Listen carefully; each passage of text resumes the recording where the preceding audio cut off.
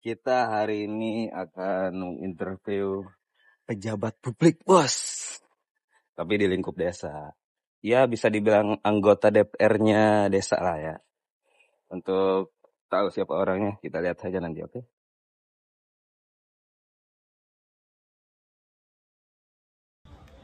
95% ya. 95%.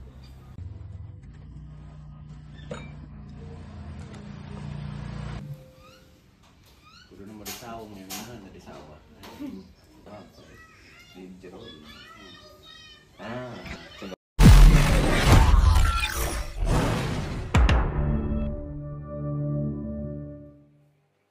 Assalamualaikum warahmatullahi wabarakatuh. Selamat pagi, selamat petang, selamat malam untuk pemirsa setia CHI yang tidak setia tidak hai. Kembali lagi bersama saya Muhammad Ilyas. Kali ini saya berkesempatan menginterview salah satu pejabat di lingkup desa. Bisa dibilang ini DPR-nya desa lah ya.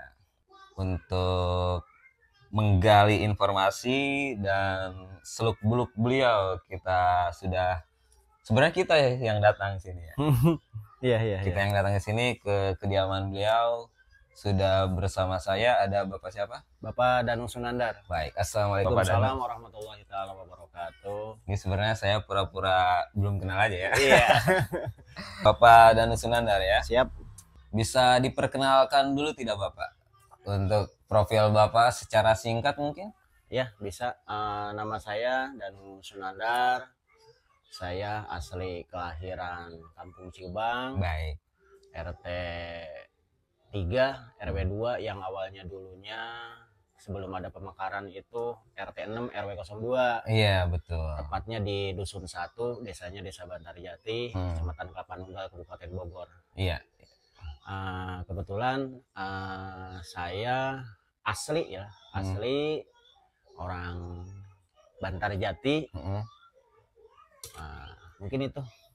Dan saya juga alhamdulillah udah berkeluarga. Alhamdulillah. Gitu. Atau kegiatan sehari-hari? Kalau untuk kegiatan sehari-hari saat ini saya sebagai lembaga Badan Permusyawaratan Desa Bantarjati atau disingkatnya BPD. Baik. Ya, saya sebagai BPD, dan keseharian saya ya karena memang Badan Permusyawaratan Desa itu salah satu tupoksinya adalah pengawasan ya kaitan pemerintahan desa. Ya saya suka ada di desa. Seperti itu. Berarti memang officially di kantor desa bekerjanya ya? Betul, dan alhamdulillah ya kita juga di sana ada kantor sekretariat juga gitu. Karena memang saya ketika memang mendedikasikan diri saya di lembaga BPD dan dilantik di bawah SK Bupati yang diwakili oleh kecamatan. Waktu itu saya dilantik tahun 2019. Nah, di situ berdasarkan keputusan atau surat keputusan yang dilantik ya saya mencoba dan berusaha untuk menjalankan apa yang memang sudah saya sepakati, mungkin begitu.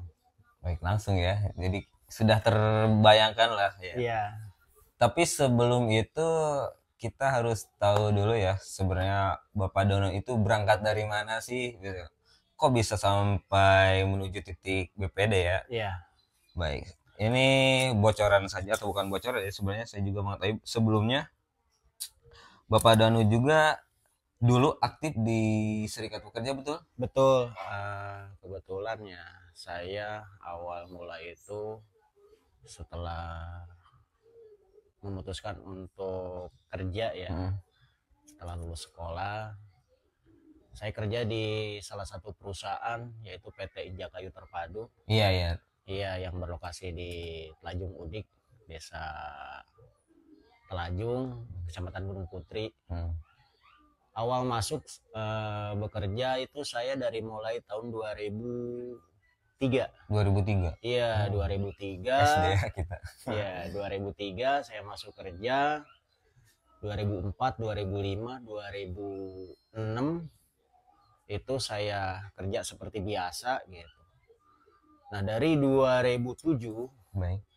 itu karena memang ada eh, hal-hal yang istilahnya dilanggar lah sama pihak perusahaan, karena memang saya perhatikan di situ seperti halnya kebijakan-kebijakan perusahaan itu tidak, maaf ya, tidak manusiawi lah.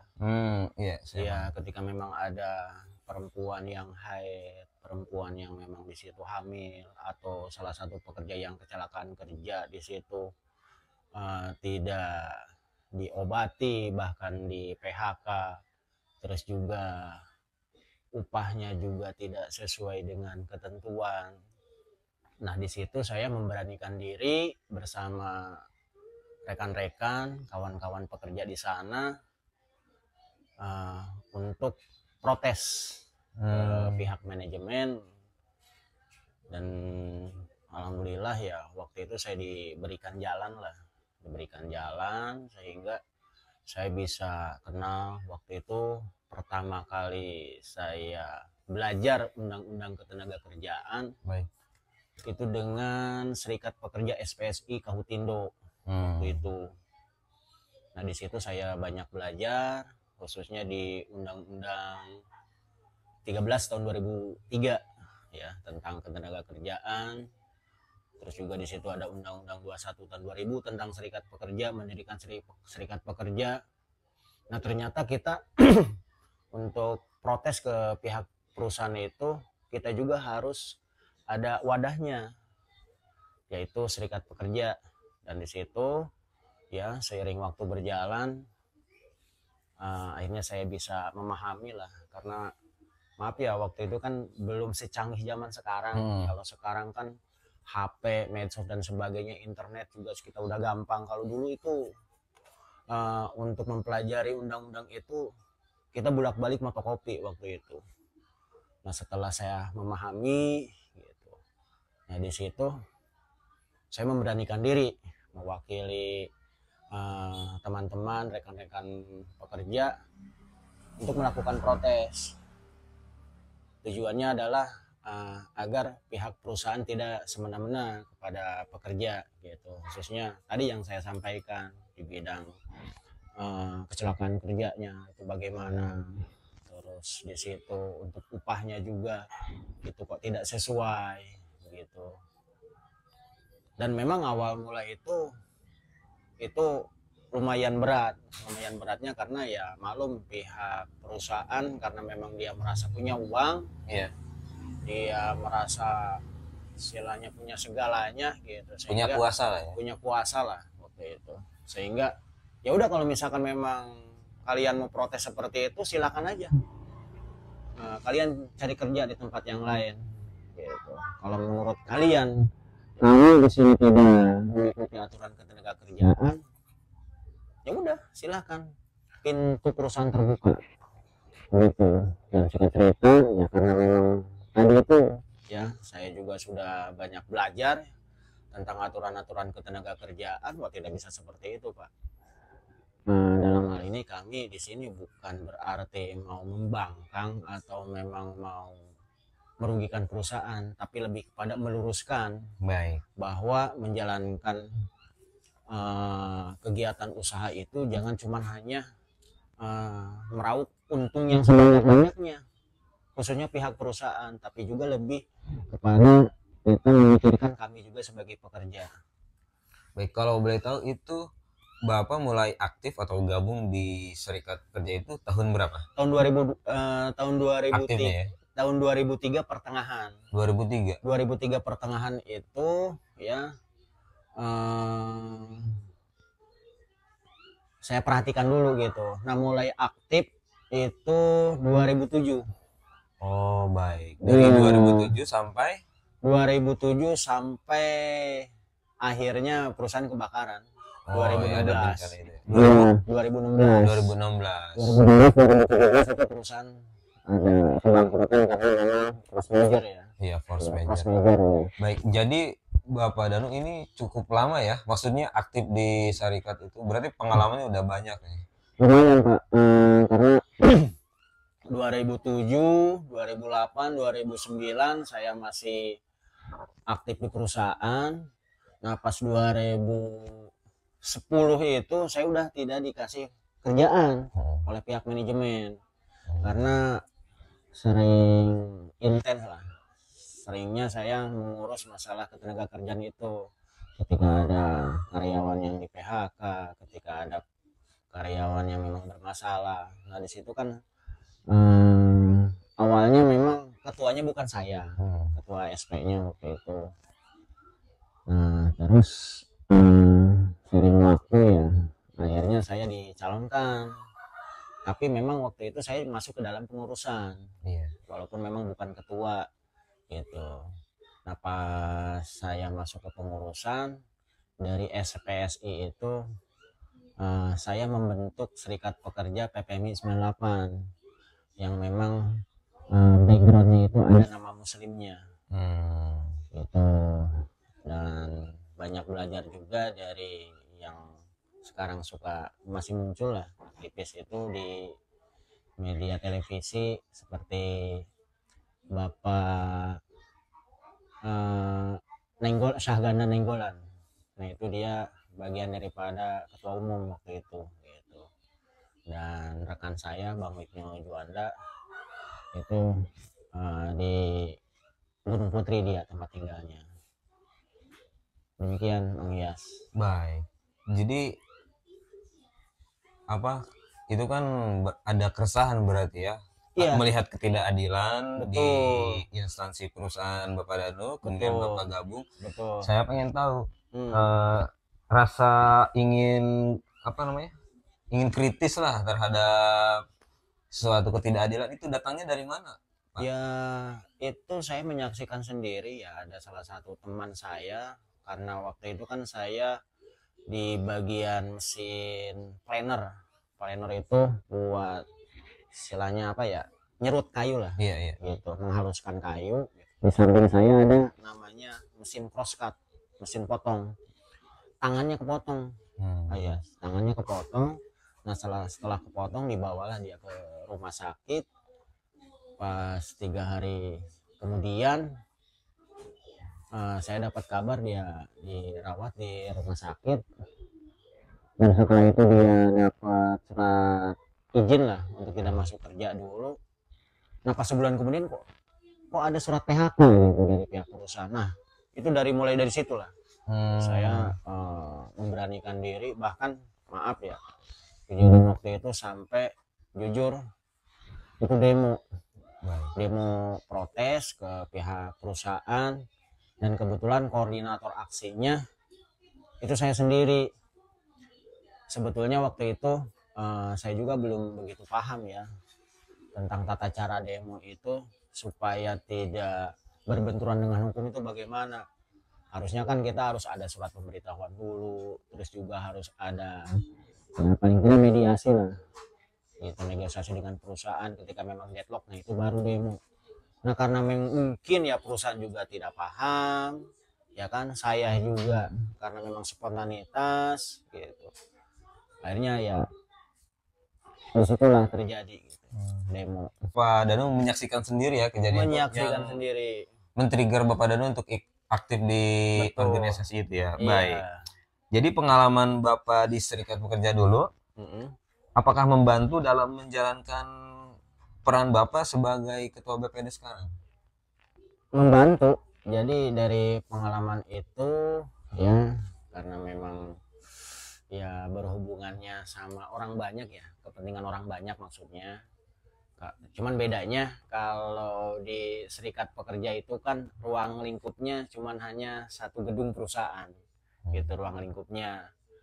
Nah, kalau untuk di BPD itu ruang lingkupnya lebih luas, yaitu satu desa gitu. Tapi peran penting tupoksinya itu mirip-mirip sama lah. Kalau di perburuhan itu mungkin lebih kepada kita menyampaikan agar perusahaan itu mengacu kepada ketentuan aturan yang berlaku, yaitu ketenaga kerjaan. Nah, kalau di desa lebih kepada menyerap aspirasi dan pengawasan, mungkin seperti itu. Pak ya. Baik, jadi kalau kita lihat timelinenya itu kan Bapak berhenti dari Serikat Pekerja itu sekitar 2016. 2016-an. Iya. Sementara jadi ketua BPD itu mulai dari kapan?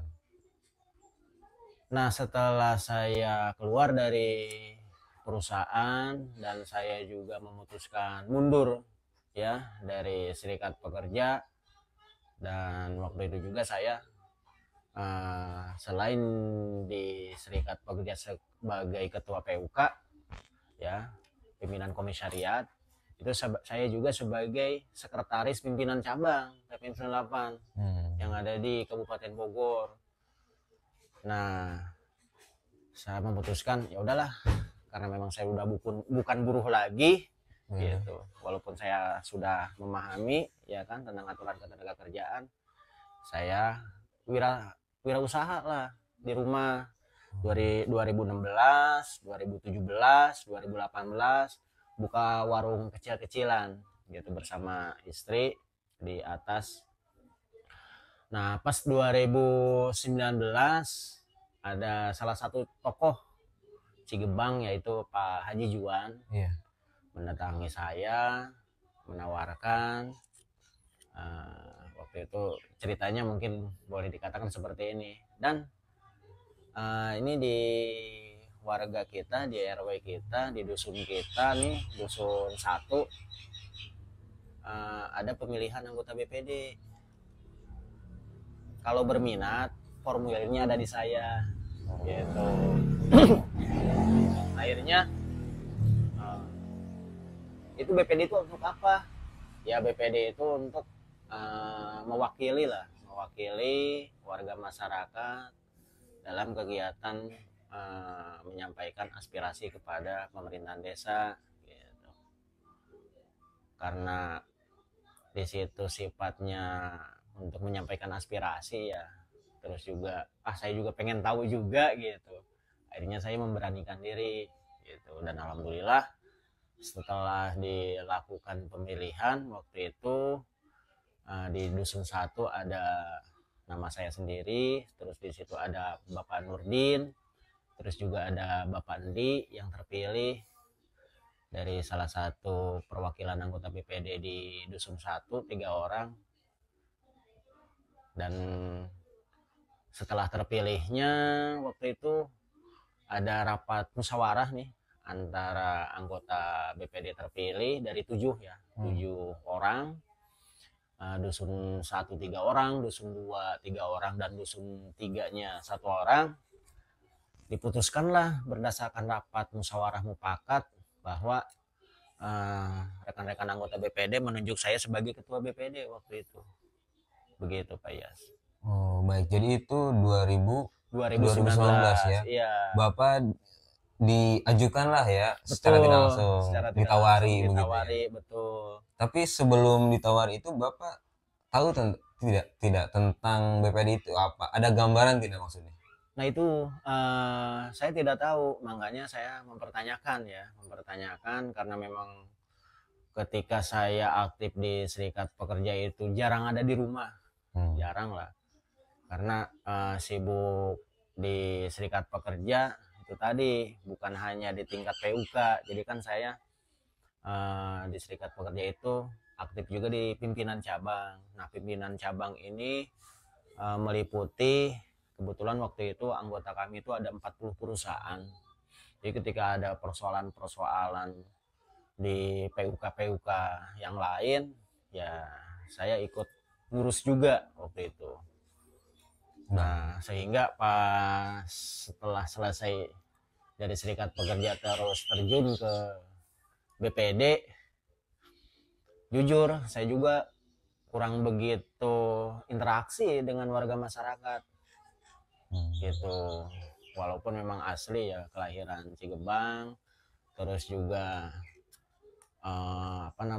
boleh dikatakan kurang begitu memahami lah kultur di wilayah desa kita gitu. Baik. Jadi mungkin seperti itu Pak ya. Tergambar lah ya. Iya, gambarannya bahwa saya sendiri BPD itu untuk apa? Makanya saya tanyakan waktu itu ke Pak Haji yang memang menawarkan formulir pendaftaran. Pak Haji, ini tujuannya untuk apa? Tujuannya adalah untuk mewakili warga masyarakat khususnya di dusun 1 gitu, ketika memang ada kepentingan-kepentingan yang nantinya disampaikan kepada pemerintahan desa gitu. Nah, mungkin salah satunya tugasnya seperti itu gitu. Nah, di situ saya berpikir, wah, boleh juga nih gitu kan. Akhirnya saya memberanikan diri gitu, Pak. Yes. Baik. Ini untuk sekalian edukasi ataupun pembelajaran ya buat kita. Sebenarnya BPD itu apa sih maksudnya? Terus perannya itu apa di lingkup desa? BPD itu salah satu parlemen legislatif tingkat desa. Tugas fungsinya adalah mungkin pertama pengawasan ya, pengawasan tentang kinerja pemerintahan desa. Terus selanjutnya juga itu menyepakati peraturan-peraturan kepala desa yang bertujuan adalah untuk kesejahteraan masyarakat. Terus juga di situ juga ada pembahasan ya kaitan yang tadi saya sampaikan mengenai masalah peraturan kepala desa. Begitu Pak. Ya, sesuai ketentuan aturan itu memang BPD diatur di dalam Permendagri nomor 110 tahun 2016. Tugas, tupoksinya, fungsinya di situ dimuat secara rinci gitu. Baik. Ya, itu kan maksudnya bahasa-bahasa pemerintahan lah ya. Betul. Nah, ini saya pengen taunya misalkan konkretnya. Misalkan tugas salah satu aja bisa diceritain nggak apa Pak? Misalkan pemilihan ketua kepala desa misalkan, terus tugasnya BPD itu ngapain misalnya? Oh gitu. Atau misalkan gini, misalkan ada target bulanan, per tahun atau harian tuh ngapain sih maksudnya begitu? Bisa diceritakan nggak? Bisa. Betul Pak ya.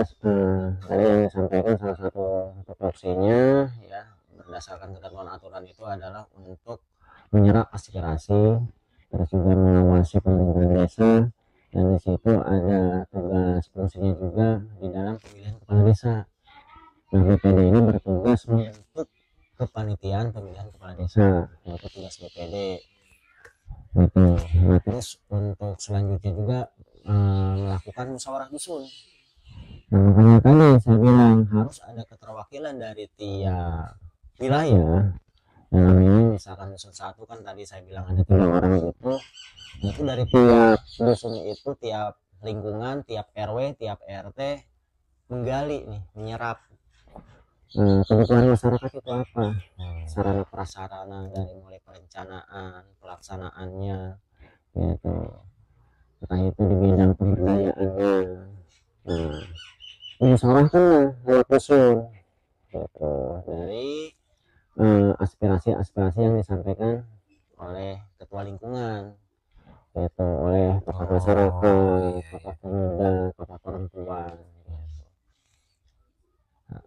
Yang kebanyakan sih yang diajukan sama warga masyarakat biasanya di warga kita kaitan tentang infrastruktur gitu, seperti halnya jalan masih becek, harus ada jalan setapak, terus sulitnya air bersih ketika musim kemarau, terus juga di situ ada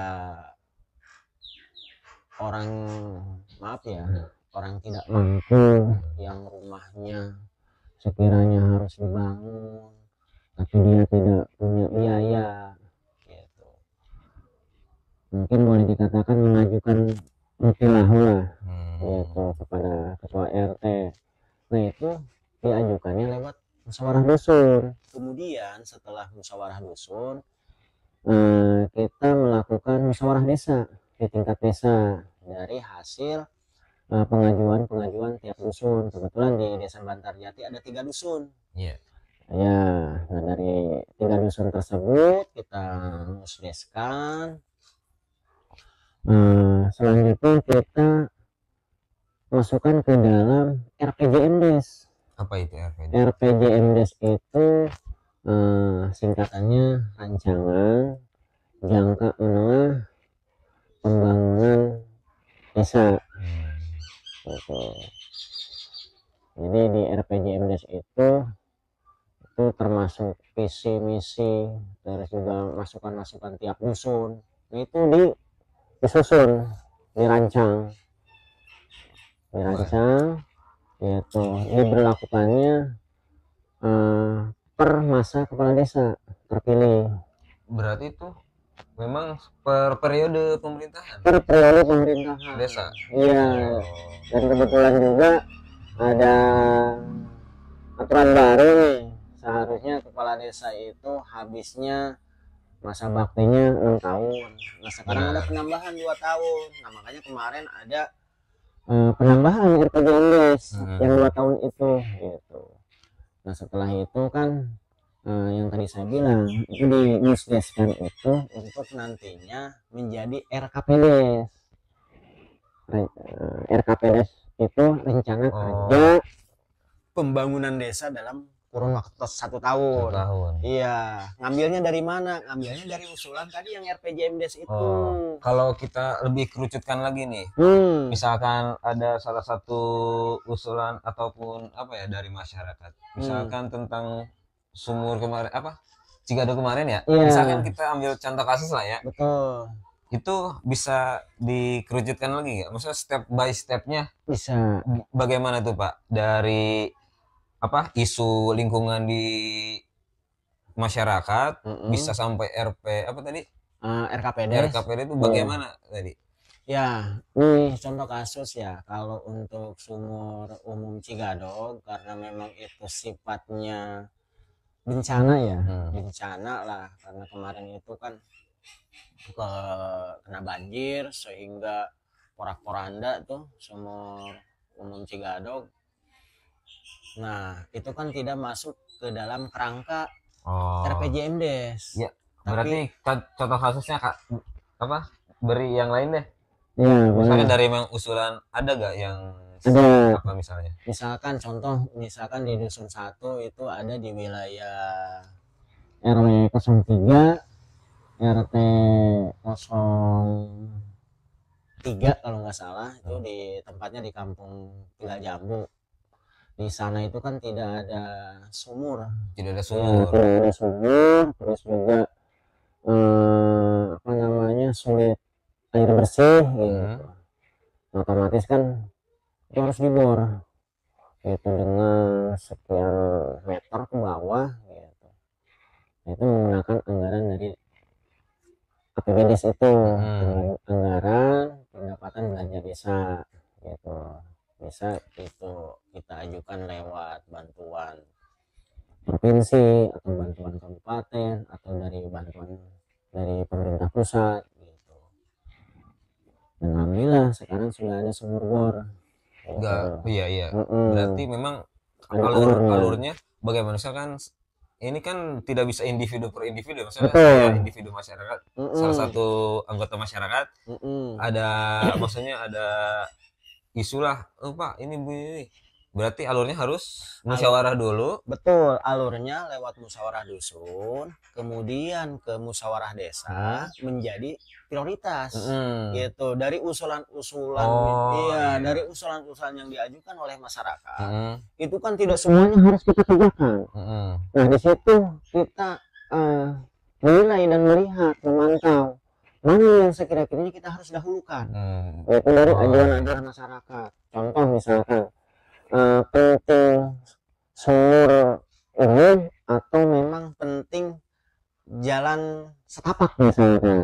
Nah, karena memang warga ini lebih mementingkan sumur umum dan di situ juga ada rapat di forum lebih memilih ke sumur umum berdasarkan musyawarah dari para tokoh masyarakat, akhirnya udah kita tentukannya di sumur umum.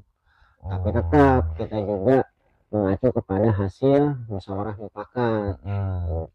Berarti tidak semena-mena Bapak sebagai ketua BPD Bapak yang menentukan. Berarti memang hasilnya dari musyawarah. Musyawarah itu sendiri. Bapak yang mewadahi. Iya, termasuk di situ saya membuat berita acara. menyepakati, diketahui oleh para pihak, dan kemudian nanti kita sampaikan di musyawarah desa. Oh, dinaikkan lagi Dinaikkan lagi ke musyawarah desa yang dihadiri oleh kepala desa, Nah. dari unsur kecamatan mungkin bisa camat, terus juga di situ ada pendamping desa. Pendamping desa itu maksudnya pendamping desa profesional ya. Iya. Jadi dia yang memahami tentang regulasi khusus di pemerintahan desa. Gitu. Terus juga di situ ada unsur tokoh masyarakat, tokoh pemuda, tokoh perempuan gitu. Oh iya, jadi Gitu, Pak. terbayang nih. Jadi kita nih yang buta akan birokrasi di desa, ya setidaknya tergambar lah ya bagaimana peran BPD gitu ya. Betul.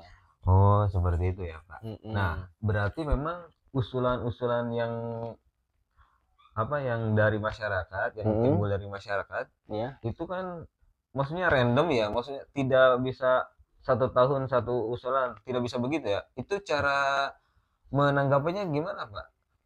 Nah itu dia Pak, yang tadi saya sampaikan, usulan-usulan tersebut itu kan ada di kerangka RPJMDes.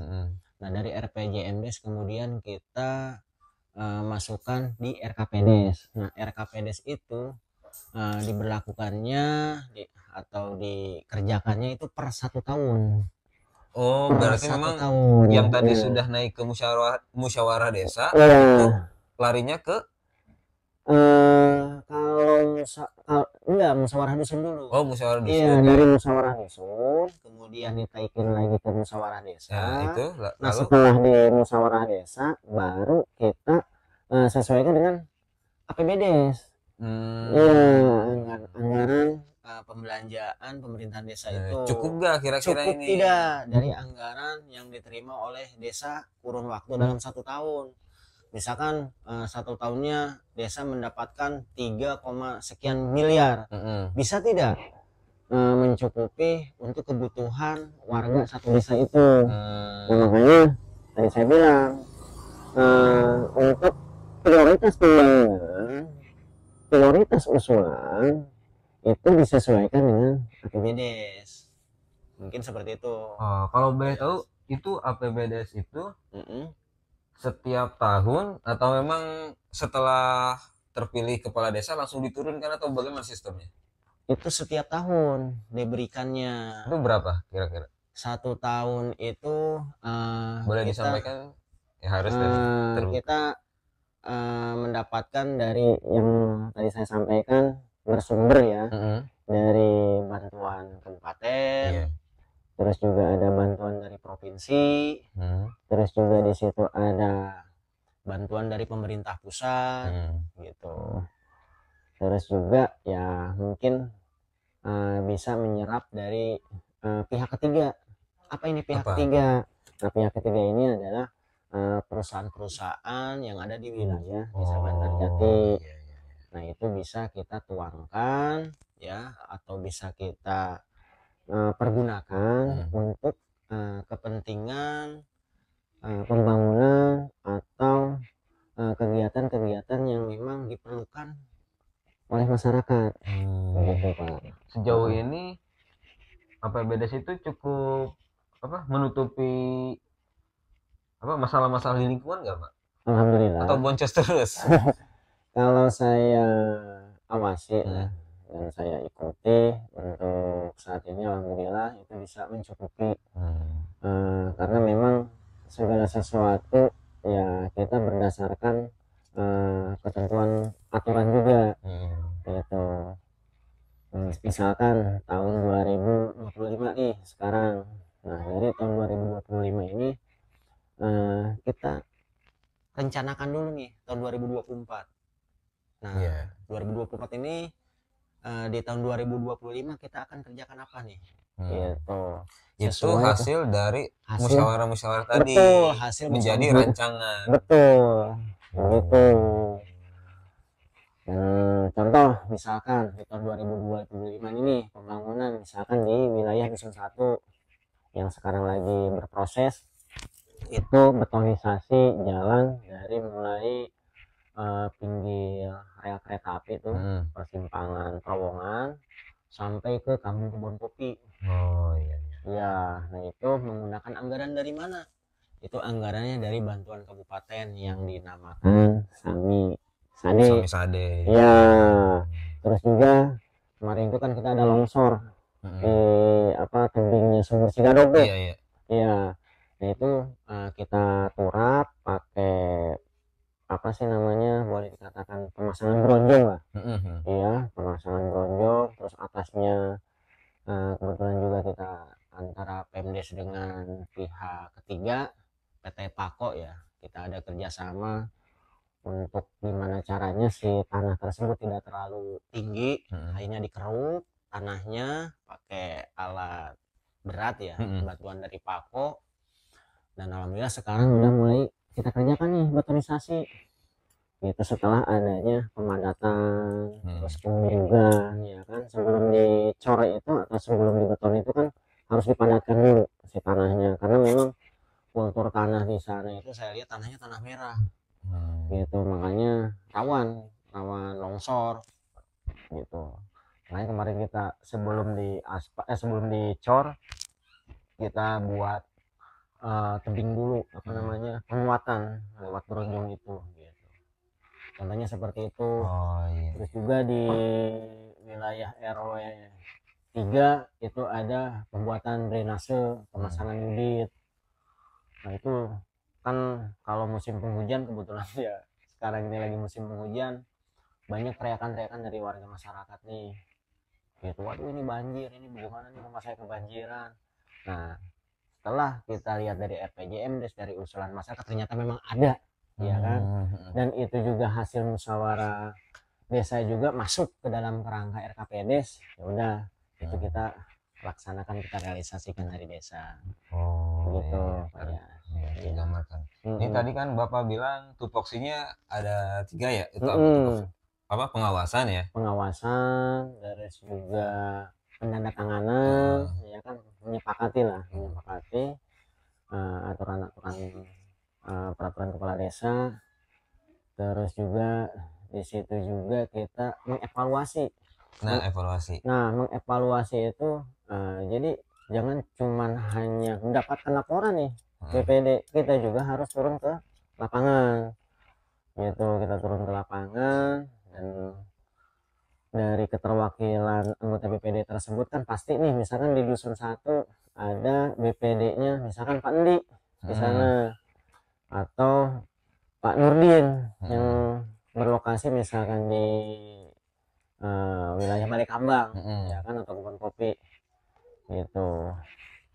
Nah di situ kita pertanyakan bagaimana nih keadaan, dan alhamdulillah nih kebetulan ya saya tidak ada keterkaitan dengan perusahaan ya, saya banyak aktif di desa ya. Sekarang ini kebanyakan saya sendiri yang terjun langsung melihat gitu, melihat langsung pembangunannya seperti apa gitu. Oh baik, tadi melanjutkan pernyataan Bapak. Jadi Bapak ini, Pak Danu ini lebih sering berinteraksi dengan pemerintahan desa atau terjun langsung ke masyarakat? Dua-duanya, karena kita harus seimbang gitu, dua-duanya menyampaikan aspirasi dan juga langsung berinteraksi dalam hal ini dengan kepala desa selaku pelaksana. Kan kalau BPD itu bagian daripada pengawasan gitu kan. Nah kalau kepala desa dia sebagai pelaksana gitu. Ketika memang hasil pengawasan, hasil evaluasi, terus juga hasil penyerapan aspirasi, terus juga hasil keputusan musyawarah lewat musdes, nah itu bagaimana nih perjalanannya gitu kan. Akhirnya ya kita berinteraksi lah ke pelaksana atau dalam hal ini kepala desa gitu. Baik. Dan alhamdulillah kebetulan ya kepala desa Bantarjati yang sekarang memang dia mantan BPD juga. Iya, jadi memang lebih ibaratnya kita komunikasinya lebih enak juga, karena dia juga paham. Dia juga mengerti ya. Mengerti gitu. Ya, kajian rada panjang Mas. Paling dibagi 2 part. hadir. Oh, seperti itu ya, Pak. Mm-mm. Jadi nih kalau kita bisa bayangkan, Pak Danu Mm-mm. itu sehari-hari nih dari berangkat bekerja itu ke kantor desa apa ngapain aja tuh? Ya pertama misalkan hari Senin ya, Iya. hari Senin itu ada apel juga ya di desa. Apel itu tujuannya kita mengevaluasi kinerja dari perangkat desa itu sendiri, terus juga ya kita ada komunikasi lah, penyampaian ketika memang ada sesuatu yang memang harus kita kerjakan gitu. Kalau ibarat bahasa kerennya sih meribut lah gitu kan. Uh, bahwa kerja untuk hari ini sampai ke depan gitu, 1 minggu ini yang harus kita kerjakan apa nih kan gitu. Nah itu kita sampaikan di apel tersebut gitu. Itu dari jam berapa sampai jam berapa kira-kira? Kalau jam pelayanan kantor desa sih dari mulai jam 8 bahkan setengah 8 harusnya gitu. Tapi kita optimalkan sampai jam 8 lah. Jam 8 gitu kan. Kita berkumpul di sana, terus juga ya saya mewakili anggota BPD yang lain karena memang anggota BPD yang lain itu kebanyakan aktif di perusahaan lah, aktif di kegiatan mereka masing-masing. Boleh dikatakan saya yang mewakili mereka lah, tapi tetap komunikasi, informasi dan sebagainya itu kami atau saya sampaikan. Iya. Jadi memang yang lain mah apa namanya? Bukan main job, bukan pekerjaan utama ya. Bukan. Maksudnya ada pekerjaan di kantor. Iya, tapi tetap ketika memang di situ kita ada musyawarah desa, terus juga ada monep, monitoring dan evaluasi kegiatan dari pihak kecamatan, terus juga dari inspektorat. Nah, mereka diwajibkan hadir gitu karena sesuai ketentuan aturan Permendagri ketika memang ada musdes, terus juga ketika memang di situ ada rapat-rapat yang harus diwakili oleh anggota BPD melebihi 50% plus 1 itu harus hadir. Oh, iya. Nah gitu. Kalau boleh tahu struktur organisasi di BPD itu bisa dijelaskan tidak dari ketua sampai Bisa. paling bawah dan orangnya yang menjabat siapa aja? Ya contoh ya saya ketua BPD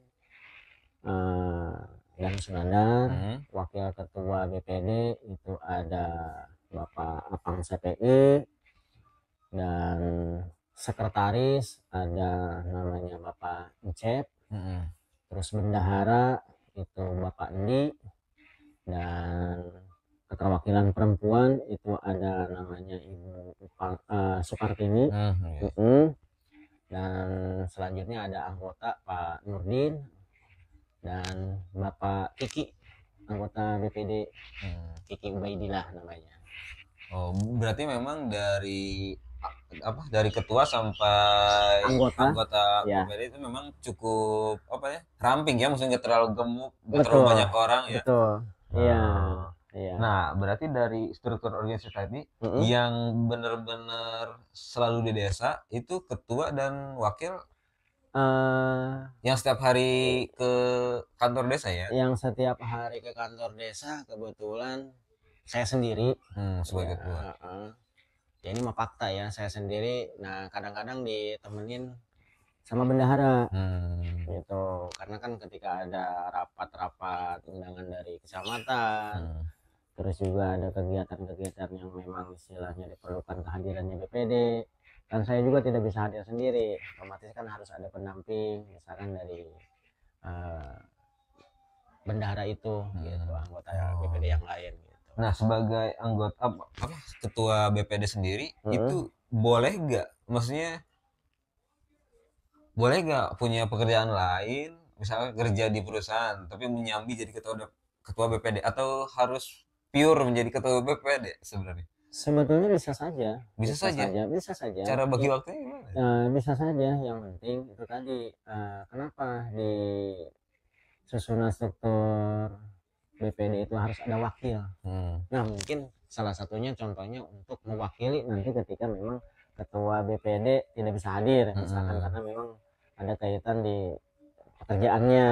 Iya, pekerjaan utama lah Pekerjaan gitu. utama gitu. Oh. Gitu. Nah, selama memang di situ ada yang mewakili gitu dari keanggotaan yang lainnya, itu sah-sah saja gitu. Tentunya intinya tidak melupakan bahwa keterwakilan BPD itu benar-benar ada gitu, ada di setiap kegiatan pemerintahan desa itu maksudnya. Ini gitu, Pak. Baik. Baik, sejauh ini selama Bapak menjabat dari 2019 sampai saat ini, ya, ada gak sih sering disalahpahami dari masyarakat tentang BPD itu? Misalkan BPD tadi kan perwakilan desa ya, ini, tapi ya, sering disalahpahami. ya. Sering dapat begitu gak, Pak? Itu manusiawi, Ya. itu pasti ada. Kebanyakan kan masyarakat melihatnya bahwa kebijakan-kebijakan itu cukup hanya dengan kepala desa. Nah itu nih banyak, ada juga yang memahami tanpa adanya BPD, padahal kan BPD di situ peran pentingnya juga harus ada gitu kan. Selain kepala desa yang menandatangani kaitan peraturan kepala desa, nah di situ juga ada mengetahui dari anggota BPD itu gitu. Nah itu salah satu contoh. Nah terus yang keduanya, mungkin ada juga yang bilang ini berbicara warga ya, berbicara warga. Nah BPD mah cuman hanya pelengkap aja gitu untuk pemerintahan desa. Nah itu sah-sah saja gitu. Itu bagi yang memang masyarakat yang awam lah tentang BPD. Tapi di samping itu kan sebetulnya tidak seperti itu gitu. Karena BPD boleh dikatakan sebagai mitra kepala desa gitu. Nah mitra ini kan tentunya untuk bersinergis ya, berkolaborasi lah, kalau bahasa intelektualnya berkolaborasi, kita kan bersinergi gitu demi kepentingan masyarakat, bukan untuk kepentingan pribadi ya. Gitu. Jadi dengan hadirnya BPD harusnya masyarakat juga bisa mengetahui lah itu sebagai penyeimbang. Nah, iya, penyeimbang. Sebagai penyeimbang di pemerintahan desa gitu. Nah, iya. Nah, itu yang saya ingin tanyakan juga. Betul. Bagaimana cara Bapak Danu ini tetap menjaga penyeimbang tadi? Bagaimana cara Bapak Danu untuk menjaga hubungan tetap harmonis dengan anggota kepala desa, tapi tetap kritis begitu? Maksudnya jadi pengawas atau penyeimbang tadi. Bagaimana cara memadukan itu?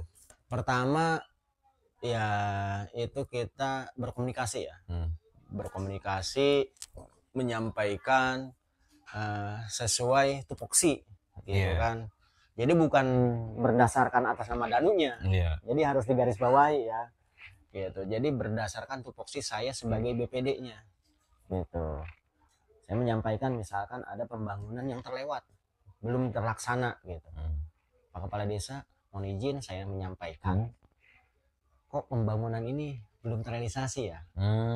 Solusinya harus seperti apa Pak Kades? Ada gitu-gitunya ya? Ada. Oh iya BPD, coba nanti saya tanyakan ke bagian TPK, tim pelaksana kegiatan. Dalam hal ini bisa LPM, gitu kan, bisa bagian-bagian yang memang di bidangnya gitu, yang ada di kantor desa gitu. Dan setelah itu Pak Kades juga, terima kasih nih saya sudah diingatkan.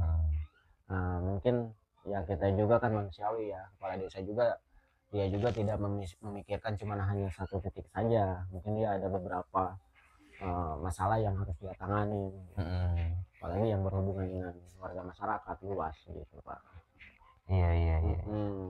Iya, itu untuk sebenarnya kalau sepengamatan saya di sistem demokrasi kita saat ini yang kita anut atau pegang ya,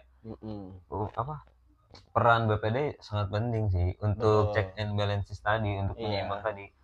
Bayangkan kalau gak ada BPD, gak ada yang mengawasi, gak ada yang mengevaluasi, itu bisa kekuasaan kepala desa bisa absolut ataupun bisa Betul. semena-mena lah ya. Iya. Seperti itu berbahaya juga sih untuk Betul. apa namanya untuk peran pemerintahan desa Iya. juga seperti itu. Ya kuncinya sih cara menyampaikan berkomunikasinya kita itu bagaimana Pak, gitu ke kepala desanya. Ketika memang kita di situ menyampaikannya istilahnya bahasanya dengan boleh dikatakan berkonfrontasi lah gitu. Iya, iya. Mungkin ya dia juga pasti manusiawi juga nerimanya, pasti wah ini kok nyampaikan kayak gini gitu. Nah, iya. Jadi memang itu dibalikan kepada bagaimana kita menyampaikan dengan baik itu seperti apa. Iya. Tapi target kita gitu kan, target penyampaian bahasa kita itu diterima gitu. Pernah nggak ada apa namanya perdebatan yang cukup serius dengan kepala desa, terus cara menyelesaikannya bagaimana? Sejauh ini berbicara mengenai masalah tersebut, alhamdulillah itu belum pernah ada ya. Belum pernah ada, tapi ya namanya kita satu pemerintahan ya, itu ada aja gitu. Nah itu tadi kuncinya bagaimana kita menyampaikan berkomunikasi yang baik itu bagaimana supaya bahasa kita, penyampaian kita diterima. Iya. Gitu. Dan si kepala desa juga jangan baper ya ketika Betul. diingatkan. Iya sejauh ini sih ya alhamdulillah karena mungkin dia juga ya maksudnya kepala desa juga pernah menjabat sebagai BPD, terus tugas BPD adalah menyampaikan ya kan berdasarkan fakta di lapangan gitu. Jadi ya baik-baik aja gitu Pak ya. Gitu. Bahkan ada bahasa oh terima kasih saya juga kalau tidak diingatkan gitu. Namanya juga ya saya manusia Pak, gitu ada lupanya ya Pak. Sebelum tutup tahun ya kan, sebelum tutup tahun untuk kegiatan yang saya sampaikan itu harus dijalankan, ini harus kita selesaikan siap Pak. Gitu.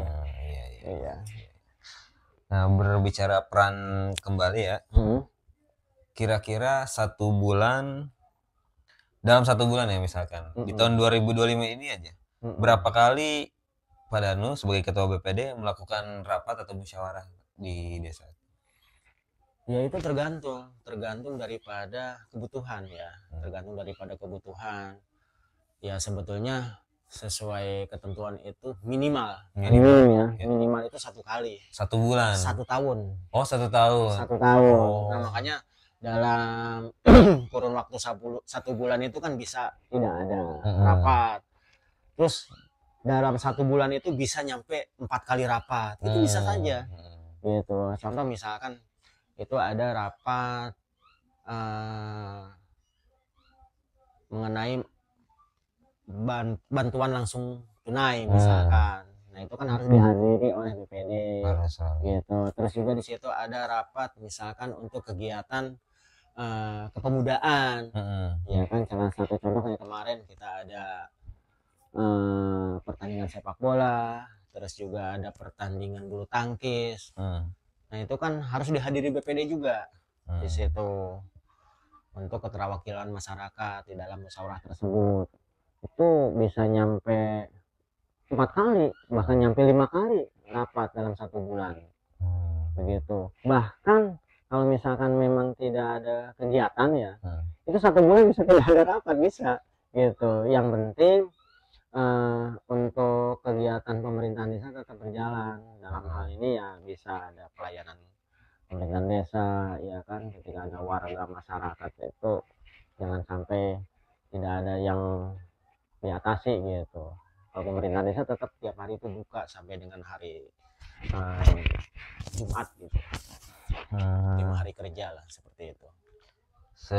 Terakhir ini aspirasi ataupun keluhan dari masyarakat yang sering disampaikan itu mengenai apa di 1 tahun terakhir ini aja? Di 1 tahun ini tahun 2025 pertama itu ada kaitan longsor. Berarti bencana alam ya? Kaitan bencana alam yang berlokasi di RT 2 RW 01 itu ada longsor sekitar 7 rumah yang terdampak. Nah itu bagaimana caranya supaya bisa teratasi. Nah itu masukan-masukan aspirasi di masyarakat. Terus juga ada kaitan tentang surat menyurat pemakaman umum yang ada di Dusun 3. Itu gimana maksudnya, Pak? Jadi ini sebetulnya ya perihal mengenai masalah pemakaman umum yang ada di Mbah Kalam namanya. Oh maaf, saya ulangi, bukan di Mbah Kalam. Kalau Mbah Kalam ini di Bandar Koko. Namanya pemakaman umum Angguing. Oh iya. Iya, Angguing. Itu dulu rislah dengan PT Indosemen. Rislah dengan PT Indosemen, antara masyarakat dengan perusahaan, jadi barter, tuker lah, gitu. Masyarakat di situ punya lahan ya, di misalkan wilayah Indosemen, gitu. Nah, wilayah Indosemen punya lahan di tanah pemukiman ya, padat penduduk lah, gitu. Nah itu kan waktu dulu itu ada namanya, boleh disebutkan tanah bengkok lah. Tanah bengkok itu mungkin masuknya ke dalam sarana prasarana aset desa lah, sarana prasarana umum lah gitu, yang diperuntukannya untuk pemakaman umum. Nah kurun waktu berjalan ya kan, maksudnya seiring waktu berjalan itu surat menyuratnya sampai saat ini itu kan belum terrealisasi lah. Jadi saya lihat dengan kepala desa suratnya itu masih atas nama perusahaan yang di pemakaman umum Angguing. Nah saya bersinergis ya kan, berjuang bareng nih dengan kepala desa, kemudian dengan pihak Indosemen di bagian paralegalnya atau bagian legalnya gitu. Untuk bagaimana caranya tanah pemakaman umum Angguing itu menjadi mutlak atas nama aset desa. Dan alhamdulillah di bulan Juli, Agustus, September ya, di bulan September lah, awal September, saya mewakili masyarakat sebagai BPD ya, kepala desa sebagai kepala desa, menandatangani secara bersama-sama di kantor notaris yang dipilih oleh kedua belah pihak lah, antara Indosemen dengan pemerintahan desa. Itu disepakati bersama bahwa saat ini dan seterusnya tanah pemakaman Angguing itu menjadi aset desa Bantarjati. Alhamdulillah. Itu yang paling signifikan ya, itu Mang Yas, aspirasi dari masyarakat. Jadi masyarakat juga ingin tenang, gitu. Khawatirnya ya kan, itu nanti ya anak cucu atau generasi penerusnya ketika memang surat-suratnya tidak diurus, itu bisa aja kan, bisa jadi masalah baru nantinya, takutnya seperti itu. Tapi itu udah bisa kita lalui. Nah kalau kaitan untuk pembangunan infrastruktur dan sebagainya lah yang ada di lingkungan desa, ya itu mah udah hal biasa lah, yang sudah saya uraikan. Untuk pembangunan di setiap wilayah itu mengacu kepada ajuan-ajuan yang diajukan oleh masyarakat di tiap lingkungannya, itu memang sudah kita jalankan gitu. Dari aspirasi masyarakat sampai ke terrealisasi berarti itu cukup membutuhkan waktu yang lama ya? Lumayan. Iya, misalkan aspirasi salah satunya, misalkan ada aspirasi tentang sampah, pengelolaan sampah. Betul. Itu sampai terrealisasi bisa sampai 2-3 tahun, betul nggak? Enggak juga sih, tidak juga gitu. Nah makanya saya selalu mengedukasi ya kaitan tentang kebersihan. Bahkan di setiap momen acara kan kita ada namanya PHBI, ya kan, perayaan Hari Besar Islam. Nah, ada Rajaban, setiap ada momen Rajaban atau Isra Mi'raj, terus juga Maulidan, atau di pas saat perayaan kelahiran Nabi besar Muhammad SAW itu ya, kami dari pemerintah desa, kadang-kadang ya dari kepala desa. Nah kalau misalkan kepala desa bertepatan tidak hadir, saya sendiri yang menyampaikan. Itu selalu kami sampaikan atau disosialisasikan lah kepada masyarakat bahwa pembangunan yang ada di wilayah, misalkan kita kebetulan nih ada di wilayah Nusa Satu, di Masjid Al Mubarokah, ya kita sampaikan di situ gitu. Terus juga kita ada namanya perkumpulan dalam satu wadah, yaitu pengajian bulanan. Nah, pengajian bulanan desa itu yang dibagi tiap masjid, karena di desa Bantarjati itu ada 9 masjid ya. Nah, itu secara rolling kita berkolaborasi dengan MUI Bantarjati. Nah, itu tujuannya adalah untuk menyaring komunikasi, maksudnya menjalin komunikasi dengan para tokoh ulama, tokoh masyarakat, tokoh pemuda di dalam wadah pengajian tersebut, supaya kita ada interaksi lah gitu, langsung dengan masyarakat. Demikian Pak. Gitu. Salah satu ataupun beberapa aspirasi masyarakat yang menurut Bapak sulit atau susah banget diwujudkan itu apa Pak? Dalam konteksnya di wilayah ini ya, khususnya Cigebang atau ya Bantarjati lah. Kalau berbicara umum, yang benar-benar sulit sampai saat ini masih belum ada kejelasan, yaitu tentang jalan Pak. Jalan di mana? Jalan penghubung, jalan akses ya. Kan itu ada namanya hak mutlak ya, atau status lah, status jalan kita ini penghubung antara desa Bantarjati dengan misalkan Citerep, ya kan. Itu konteksnya di konteksnya jalan yang itu mana, Pak? itu konteksnya kan harusnya itu ada namanya status jalan provinsi atau jalan kabupaten. Nah, kalau desa Bantarjati, desa Nambo, desa Lulut, desa Luwikaret, itu kan terhalang dengan jalan yang di jembatan Bantar Kopo itu, jembatan besi, ya, jembatan penghubung Pak, jembatan penghubung antara Gunung Putri misalkan dengan Bantarjati, itu statusnya. Terus jalan penghubung dari Bantarjati yang lewat apa itu nama P16 ya, itu juga jalan perusahaan. Nah, sampai saat ini ya, penghubung untuk istilahnya akses tersebut ya, itu belum ada kejelasan gitu. Itu apakah memang statusnya jalan provinsi atau memang jalan kabupaten, atau memang ya karena itu masih status punya perusahaan. Sehingga nah, ini yang jadi persoalan di Bantarjati lah khususnya, ketika ya ada warga kita yang memang mau bikin IMB, mendirikan perusahaan atau membuka istilahnya UMKM lah ya, UMKM dan sebagainya lah, yang memang menggunakan nama perusahaan, nama PT sendiri, itu sulit karena kita akses jalannya tidak punya. Itu yang menjadi PR Pemdes ya, bukan hanya Bantarjati, Pemdes Lulut juga seperti itu, Pemdes Luwikaret juga seperti itu, karena daerah-daerah kita ini ya tidak bisa, maaf ya, berkembang untuk istilahnya seperti di daerah-daerah yang lain gitu, membuka ya kan, istilahnya untuk lebih maju lah.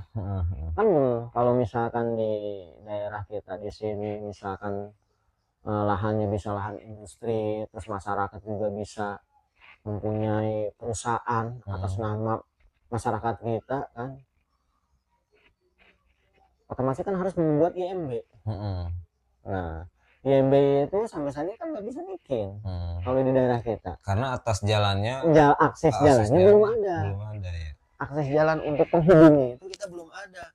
Nah, jalan yang sekarang kita pakai itu maksudnya ya cuma hanya dipergunakan untuk istilahnya masyarakat umum aja gitu, tapi tidak bisa untuk mengembangkan yang lebih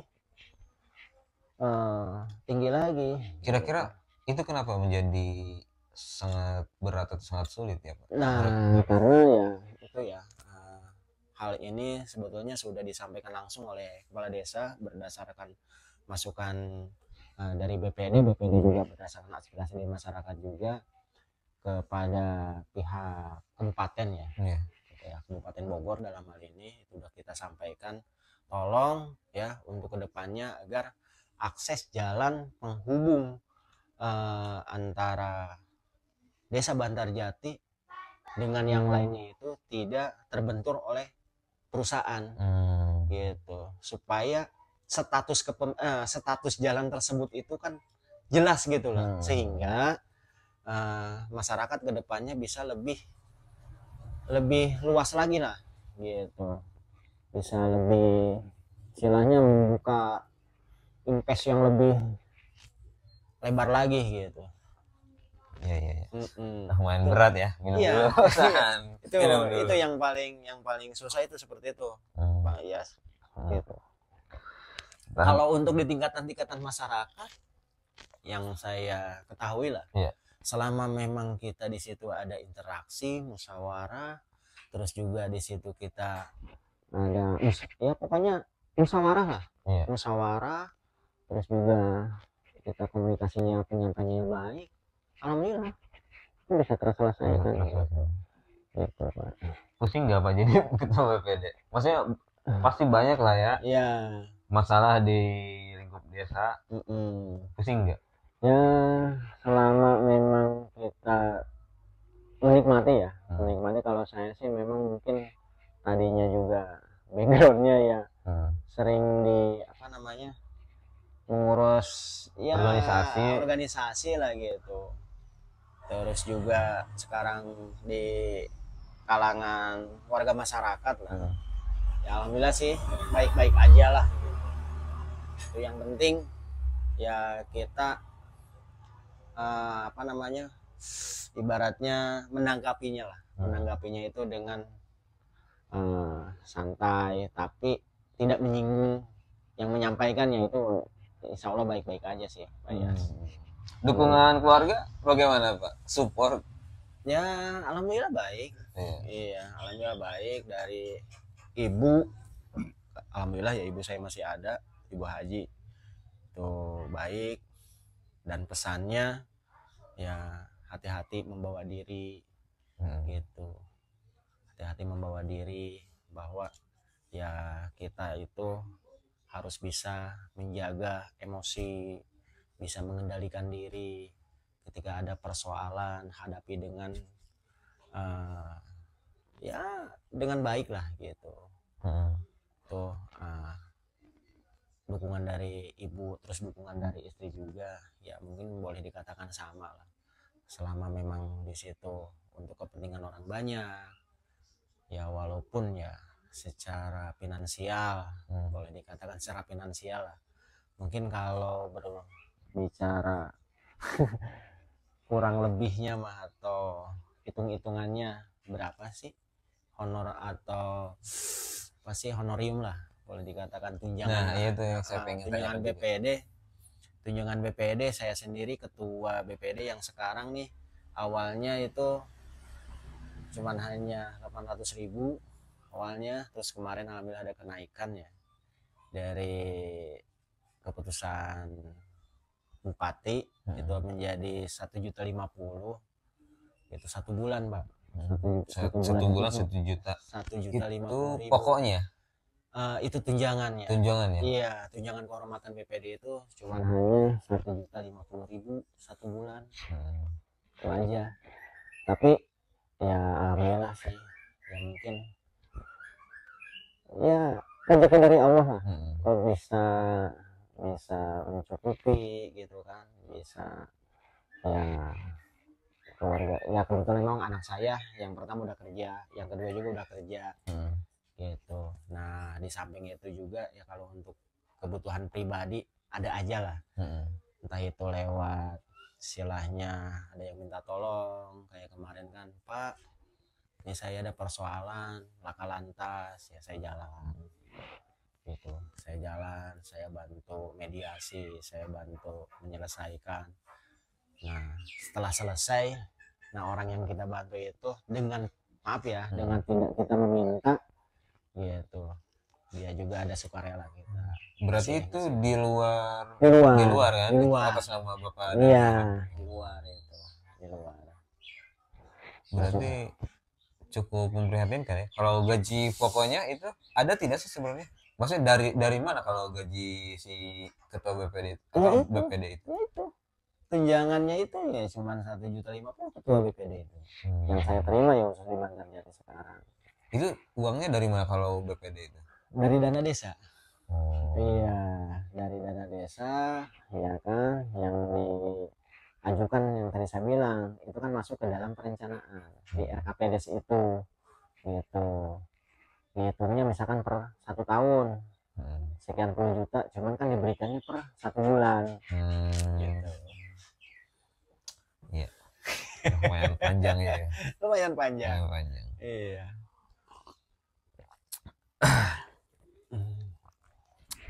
Kalau Bapak boleh berandai-andai nih, desa kita ke depannya inginnya seperti apa, Pak? Dalam bayangan Pak Danu aja. Ya, harapan saya ke depannya. Jadi masyarakatnya, khususnya warga masyarakat itu lebih proaktif lah, lebih proaktif ketika memang pas ada musyawarah desa lah. Pas ada musyawarah desa itu dari keterwakilan masyarakat itu ada antusiasnya gitu, ingin mengikuti gitu kan, menyaksikan, menyampaikan langsung. Maaf ya, mungkin yang selama ini kan kadang-kadang pas rapat musyawarah desa itu yang hadirnya cuma hanya ketua RT, ketua RW, terus di situ juga ada kader, sementara antusias dari warga masyarakatnya kurang. Gitu. Nah, harapan saya ke depannya dengan hadirnya tokoh-tokoh masyarakat, dengan hadirnya perwakilan-perwakilan masyarakat, nah di situ kan timbul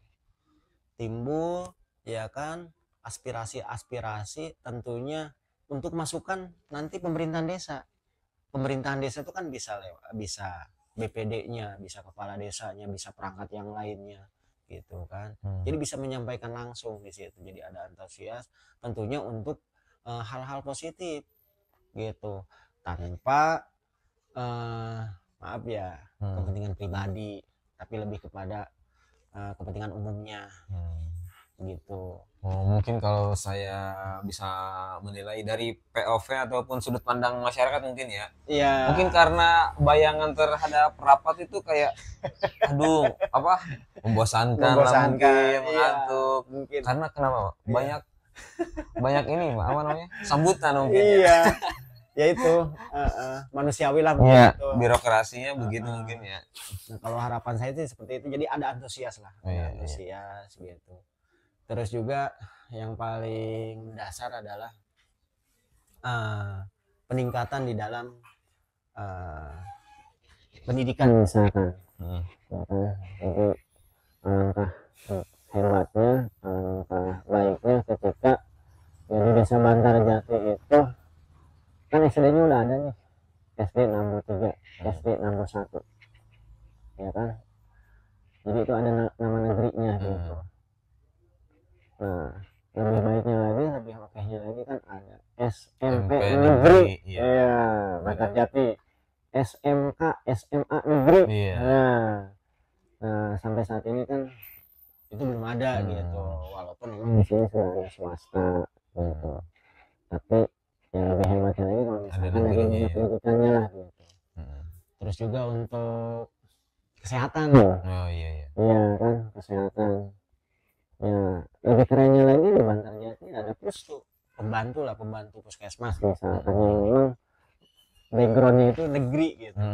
Iya, jadi ketika ada masyarakat yang sakit ya kan, terus juga ada masyarakat yang memang kekurangan biaya gitu. Jadi tidak harus jauh-jauh ke Tapanuli, ya kan, tidak harus jauh-jauh ke Cekaret gitu. Nah, kalau misalkan memang di Bantarjati itu ya ada gitu, ya memang kalau berbicara lokasi atau tempat memang minim, tapi ya hal tersebut bisa Bisa terjadi. diusahakan nggak? Iya, bisa terjadi ketika memang ada kerjasama dengan pihak perusahaan. Kebetulan kan wilayah-wilayah di Bantarjati itu sebagian besar lah itu sudah milik perusahaan atau memberikan hak guna pakai lah gitu untuk kepentingan umum misalkan. Oh ini untuk rumah sakit, ini untuk sekolahan misalkan. Itu kan lebih keren lagi. Gitu. Pemakaman umum ya bisa gitu. Itu harapan saya. Iya, tapi sulit lah berharap pada kapital. Minum dulu kan. Itu harapan. Iya, iya, iya. Iya, sebenarnya iya benar sih Pak. Maksudnya di satu sisi memang si desa juga ingin mandiri agar tidak tergantung dari pihak luar juga. Tapi di satu sisi memang desa apalagi kita sudah kayak dikuasai lah mungkin ya. Jadi kayak pengen mandiri, pengen maju tapi kepentok mulu gitu ya. Semoga lah ada solusinya untuk ke depan ya. Nah, nih yang terakhir untuk harapan ya. Iya, harapan khususnya di domisili kita nih. Iya. Domisili Cigebang. Iya. Tadi sudah disinggung sama Pak Yas kaitan tentang sumur Uming Cigadong. Yo, iya. Ya, nah harapan saya dan ini sudah saya sampaikan juga ke kepala desa kaitan pengelolaan.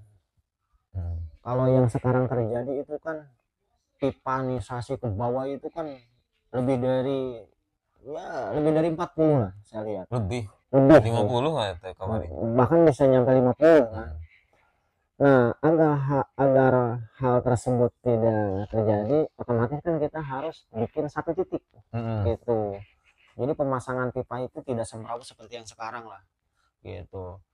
Nah itu sudah saya sampaikan ke kepala desa, bahkan kepala desa juga menyambut baik agar bisa dikelola secara satu sumber gitu.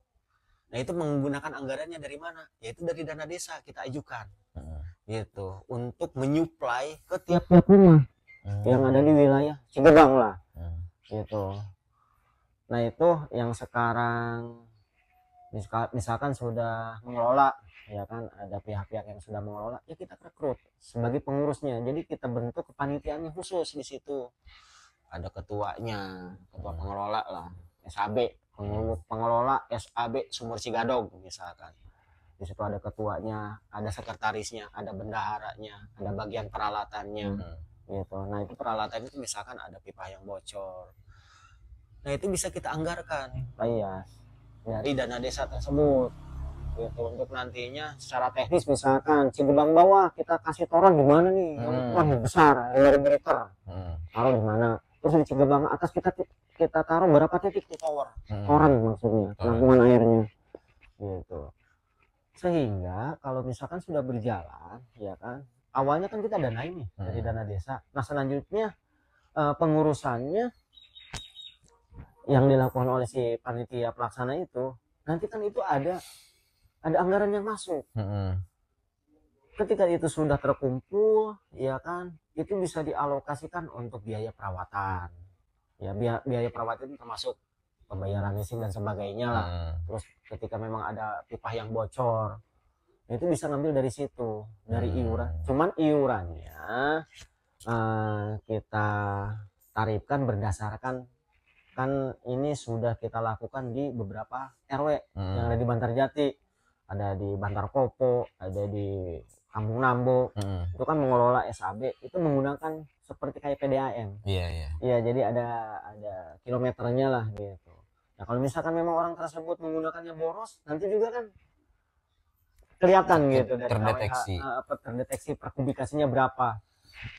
Dan untuk penerapan tarifnya itu diputuskan secara musyawarah gitu. Secara musyawarah diundang lah dari para pengguna tersebut gitu.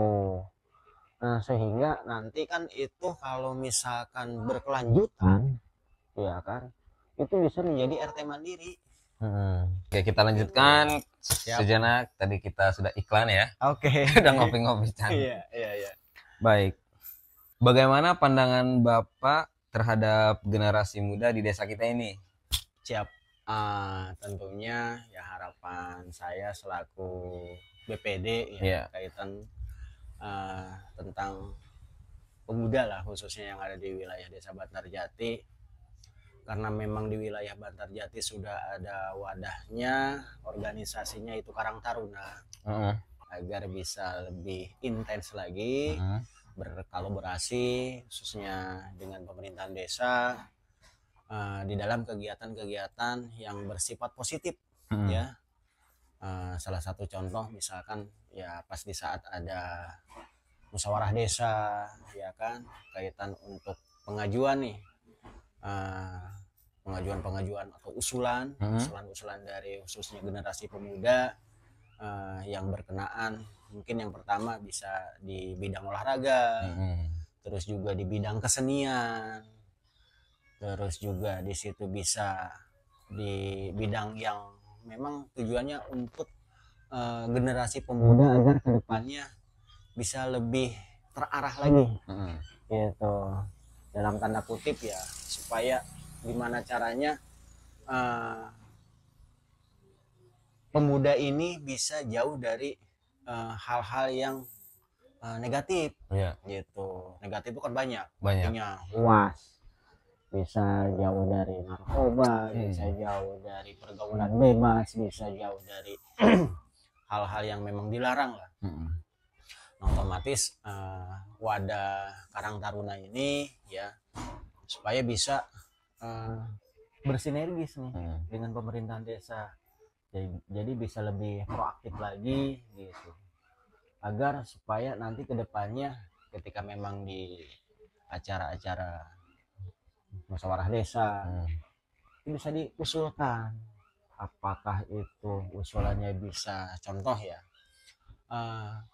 pemuda Bantarjati mengusulkan untuk dianggarkan pembinaan dalam hal bidang usaha, misalkan usaha itu luas juga, artinya bisa usaha kuliner, bisa usaha perbengkelan, gitu, bisa usaha budidaya, gitu, bahkan bisa ya yang sekarang memang sudah berjalan, contoh misalkan ada namanya KRL atau kampung ramah lingkungan, itu kan dedikasinya penggeraknya motornya kan bisa dari pemuda gitu, dan alhamdulillah kan misalkan di Bantarjati sudah ada perkumpulan namanya Pemuda Kesangan ya kan, yang ada di wilayah Nusa Satu tuh, mereka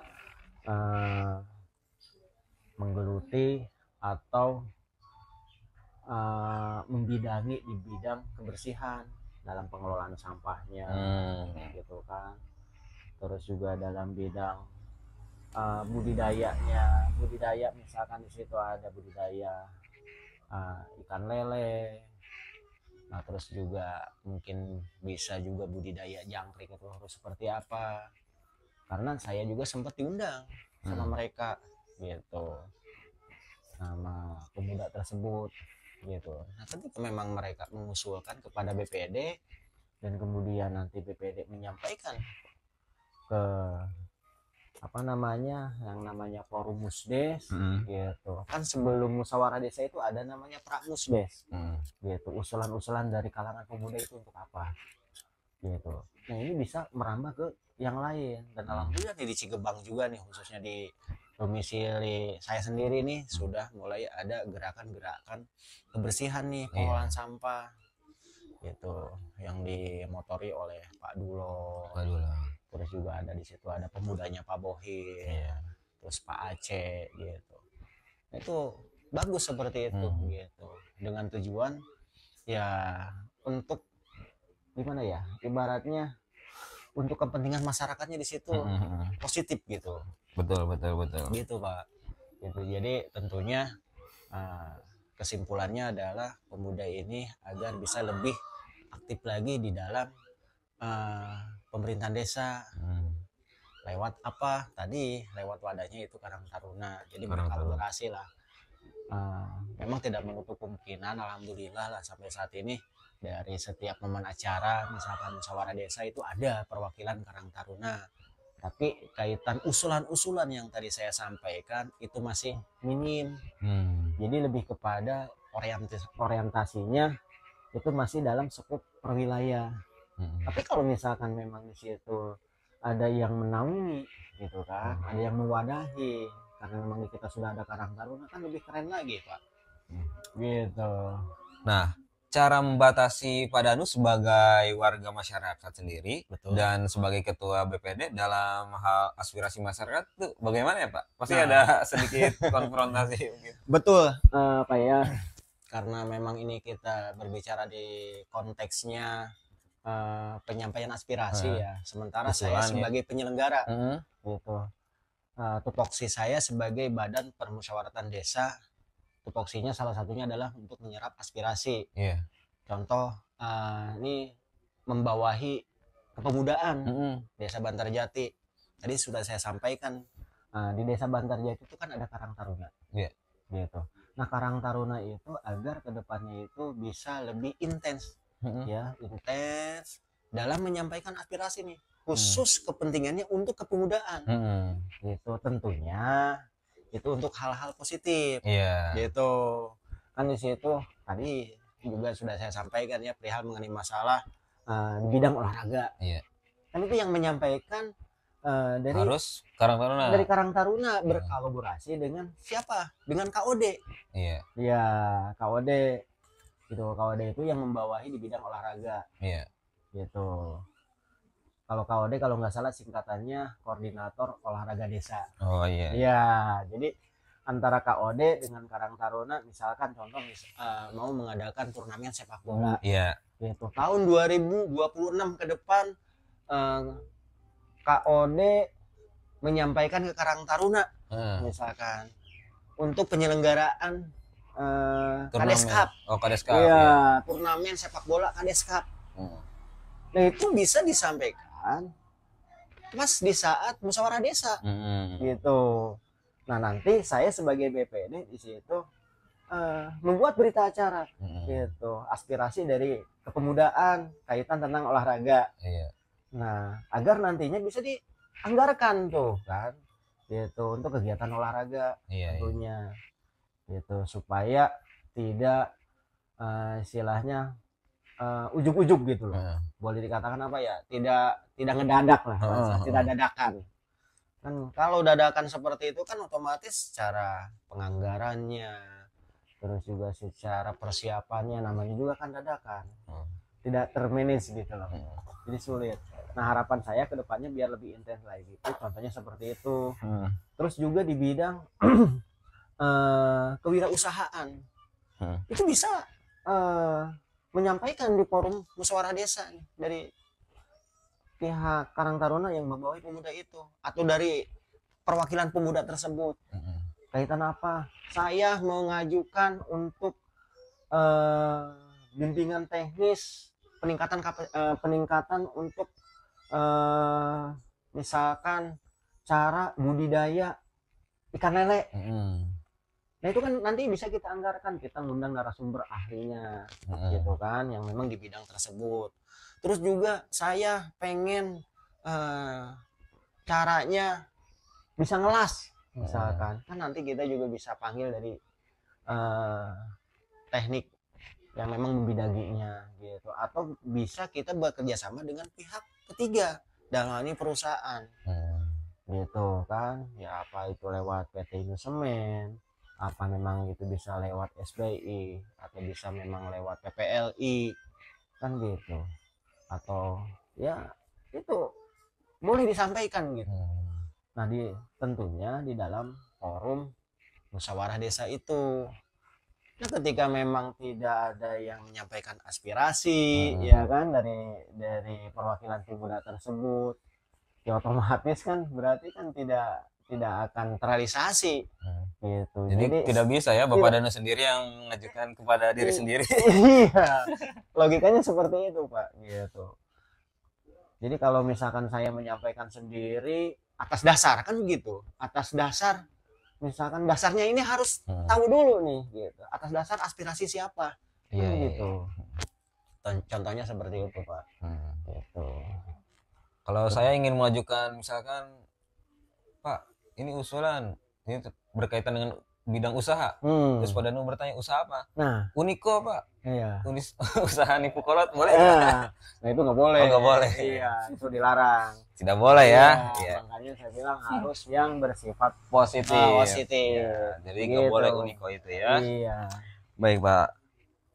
Ini pertanyaan pengantar terakhir ya. Baik. Baik. Dari semua cerita Bapak yang tadi Bapak jelaskan, dari Bapak mulai dari serikat pekerja, kemudian hingga memimpin BPD saat ini, apa hal yang paling membuat Bapak bangga dan ingin terus diperjuangkan? Tentunya pertama ya alhamdulillah ya dengan keterbatasan saya saat ini, mungkin kalau berbicara segi pendidikan saya cuman hanya sekolah SMA lah, sekolah menengah atas saja gitu. Cuman berkat mungkin pengalaman saya sering berinteraksi tadinya di organisasi, di aktivis, sehingga ya di situ ada pengalaman-pengalaman yang memang bisa saya serap lah, tentunya untuk hal-hal positif, terus itu bisa saya terapkan ya kan, mengedukasi masyarakat, membantu masyarakat gitu, dengan tentunya doa orang tua juga gitu. Selama memang ya saya bisa menolong orang, saya juga di situ bisa diperlukan ya kan, bisa diperlukan oleh orang banyak gitu ya. Alhamdulillah saya ucap syukur gitu ya, khususnya kepada Allah Subhanahu wa taala gitu. Saya bisa ya, kalau berbicara baik mungkin saya sendiri juga tidak bisa mengatakan itu ya, tapi namanya kita berproses ingin menjadi lebih baik lagi gitu ya, mungkin itu harapan saya gitu. Tapi kalau yang menilai itu kan orang lain. Saya juga nggak tahu kalau pandangan orang lain itu seperti apa. Misalkan menurut saya baik, belum tentu kan menurut orang itu baik gitu. Tapi dari kesimpulan yang tadi saya sampaikan bahwa saya mendedikasikan diri saya selama memang saya masih diperlukan sama orang banyak, saya bisa berbaik untuk orang banyak, insya Allah ya, itu yang menjadi motivasi ya, motivasi buat saya sampai saat ini ya. Saya masih menjadi sebagai anggota BPD ya kan, sebagai keterwakilan masyarakat khususnya di wilayah Desa Bantarjati gitu. Selama memang aspirasi masyarakat yang disampaikan melalui musyawarah dusun, melalui musyawarah desa itu terakomodir ya kan, dan itu sampai saat ini masih saya pantau tentang direalisasikan atau tidak direalisasikannya ya. Alhamdulillah sih berdasarkan LKPD ya, laporan kinerja tahunan khususnya saya atas nama BPD itu selalu saya sampaikan ke pihak-pihak terkait dalam hal ini pemerintahan desa, pemerintahan tingkat kecamatan, pemerintahan tingkat kabupaten, itu selalu saya sampaikan per tiap tahun. Alhamdulillah itu tidak ada masalah. Itu di setiap tahun itu saya lakukan Pak. Itu saya laporkan. Kalau ibarat kepala desa itu laporan kinerja kepala desa per tahun itu disampaikan. Berikut juga saya sebagai BPD gitu. Jadi BPD itu melaporkan kinerjanya dalam 1 tahun, dalam pengawasannya, terus dalam kinerjanya itu kan kita sampaikan, tentunya berkolaborasi sesuai fakta di lapangan yang dikerjakan oleh pemerintahan desa, mengacu kepada RKPD, rancangan yang memang kita putuskan bersama di dalam forum rapat musyawarah desa. Demikian Pak. Baik. Iya. Ini untuk pertanyaan terakhir mungkin ya. Baik. Di mana kita bisa mendapatkan akses untuk mengetahui laporan kinerja BPD itu? Maksudnya apakah selalu dipampang di mading desa atau bisa kita lihat nggak sih sebenarnya? Bisa. untuk mengetahui hasil perencanaan, pelaksanaan sebelum dan yang sesudahnya itu ada di banner. Ya kan, sengaja kita pang-pang, sengaja kita sosialisasikan di kantor Desa Bantarjati untuk pendapatan belanja anggaran desa APBDes namanya tahun 2025 misalkan, yang sudah terserap apa-apa, yang sudah apa yang belum terserap itu mana-mana gitu kan. Nah, itu bisa dilihat langsung gitu secara transparan dan Nah, itu akuntabel penting. gitu. Kuncinya transparansi ya. Kuncinya Soalnya transparan. kita sebagai masyarakat juga sebenarnya ingin tahu hasil dari kinerja selama setahun itu apa aja sih. Betul. Jadi si uangnya itu dialokasikan kemana aja sih. Betul. Oh, Itu ada jadi di situ kan ada anggaran yang dari bantuan kabupaten itu untuk apa-apa, itu terinci ada. Terus bantuan dari provinsi ini untuk apa-apa nih dalam penganggaran yang memang dikucurkan dari provinsi, itu ada keterangannya. Begitu juga dari pemerintahan pusat gitu kan. Itu jadi kita bisa melihatnya ada di banner yang dibuat oleh desa. Berarti belum bisa diakses oleh website ya, Pak? Kalau di akses lewat website mungkin kita mengarah ke sana gitu, mengarah ke sana. Tentunya kalau saya lihat secara langsung memang saya juga belum buka websitenya Bantarjati ya, belum buka. Tapi memang udah ada, sudah ada, sudah mengarah ke sana. Sudah mengarah ke sana. Karena kan sesuai dengan visi misi Kepala Desa Bantarjati terpilih yang sekarang, Bapak Suparnaja Atmaja, itu salah satunya itu membuat pemerintahan yang transparan dan akuntabel. Nah, itu sudah dilakukan gitu. Salah satu contoh mungkin lewat pemberitahuan lewat sosialisasi mading tersebut atau lewat banner. Nah, kalaupun lewat akses website, websitenya sudah ada. Dan maaf ya, saya ulangi lagi, kaitan websitenya itu memang saya pernah buka gitu. Nah, kalau untuk penganggaran itu saat ini memang saya belum lihat gitu. Tapi kalau di kantor desa itu ada. Bahkan selalu kita sampaikan di dalam forum-forum pemasyarakatan lewat PHBN, PHBI, itu selalu kita sampaikan. Ini untuk terakhir lagi nih. Kira-kira nih Pak Dan, Bapak Kepala Desa kita saat ini mau gak diwawancara seperti ini? Kalau kaitan tersebut itu bisa langsung ditanyakan ke beliau, karena kan itu hak prerogatif ya, hak prerogatif. Tapi kalau dilihat dari apa namanya kepribadiannya, dia orangnya welcome kok.